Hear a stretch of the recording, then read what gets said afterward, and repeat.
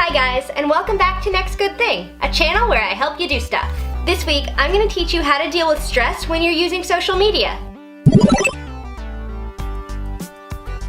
Now, there are lots of reasons that social media might stress you out. For instance, I know a lot of people that struggle because they compare themselves a lot to others on social media. And I get it. I know lots of people who have told me that social media sometimes messes with their self-esteem and self-confidence. Of course you want your friends to be happy, but it can still be really difficult if you just broke up with a boyfriend or you're searching for a new job because your current one isn't really working out, and you see that someone just got engaged or just got a promotion or just bought their first house. It can be really hard to avoid comparing where you're at in your life to where they are in theirs. And sometimes social media just exacerbates that feeling. Another reason people really struggle with social media is because they find themselves lurking and feeling weird about how much time they spend looking at other people's information without actually engaging with them. I know this can be really common for a lot of people who wonder what their ex-boyfriend or girlfriend is up to, or who wonders why their friends all went to this party the other night and they weren't invited. And if it's not either of those two things, people often just find that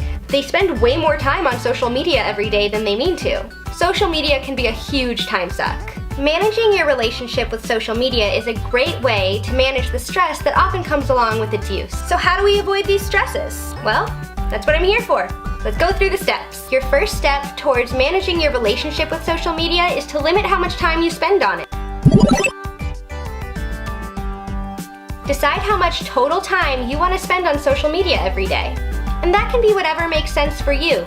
No judgment here, it can be anywhere from 15 minutes to 3 hours. Think about how much time you usually spend on social media before you start to get those feelings of anxiety that come along with it. There, now you have your time limit. I know that's easier said than done, because sure, let's say you've set aside 30 minutes of your day to be on social media, and then you log on and you see that your friend Bob, who's been single for like ever, is now in a relationship with someone. That might make you want to click and see, who is he in a relationship with?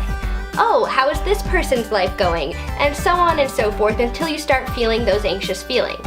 That's why when you're setting this time limit for yourself, it has to be more than just a mental note. As longtime viewers of this channel know, I'm a big fan of setting alarms to remind yourself that you're done with something. So if you're only going to let yourself have, say, 30 minutes to be on Facebook every day, once you sign on to Facebook, set an alarm for 30 minutes. And when the alarm goes off, just exit out of whatever page you're in. When you know that you can only spend a certain amount of time on something, it's gonna make you want to use that time more wisely. And I think we can all agree that making yourself have lower self-esteem and feel not great about yourself isn't a wise use of your time. Setting a timer also helps you avoid time suck, because when you know that you can only spend a certain amount of time on social media, you'll still be able to get the enjoyment that you want out of it, but you won't be using it in an unhealthy way to avoid your responsibilities or to distract yourself from something else you should probably be doing. Another way to create a healthy relationship with social media is to limit the types of situations where you use it in the first place.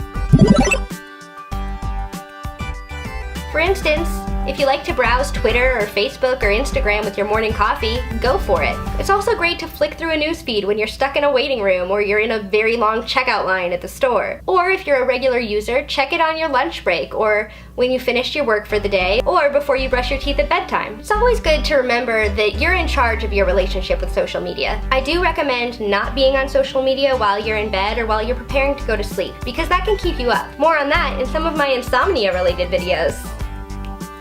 The third step is to use social media to be social. Essentially, use social media as intended. A lot of times, anxiety related to social media comes from the fact that you are doing something that isn't social, like creeping on an old friend's pictures, or watching everybody else's successes without commenting or sharing something about your own. Even sometimes when you go online to just vent a problem, you're not really sharing it to anyone, you're just sharing it and then people see it, and then you don't get any of the social benefits that you would if you talked to a friend. And sure, sometimes it's fine to just look and not to really engage, that's totally okay. But if you do that every time you go onto social media, it's sort of like going to a party with all of your friends and then sitting alone in a corner reading a book. Don't get me wrong, I love a good book, but why bother going to the party in the first place? So, being responsible about what you share, of course, be sure to share things about yourself too. Yes, share your successes. Share that you have a job interview and you're really nervous and you hope it goes well. And I get that you might not want to be the kind of person who only posts positive things about themselves. Instead, post when you have a job interview or when you're applying to a grad school that you really care about. Sharing things about how hard you're working while you're working hard is a great way to put your successes into context. That way, when you do post that you got into that great school or you got that job, or sometimes that you're still looking for work, people will be aware of how hard you're working and see you as a whole person, rather than just a list of accomplishments. And don't be afraid to share human moments about yourself or funny things you overheard. For instance, a few months ago, I was walking back from my car. I had some new dog food for Hamilton, and a bird pooped on my head. No, it's not glamorous like getting engaged or getting a house or getting a promotion, but it's funny, and I'm human, and it happened.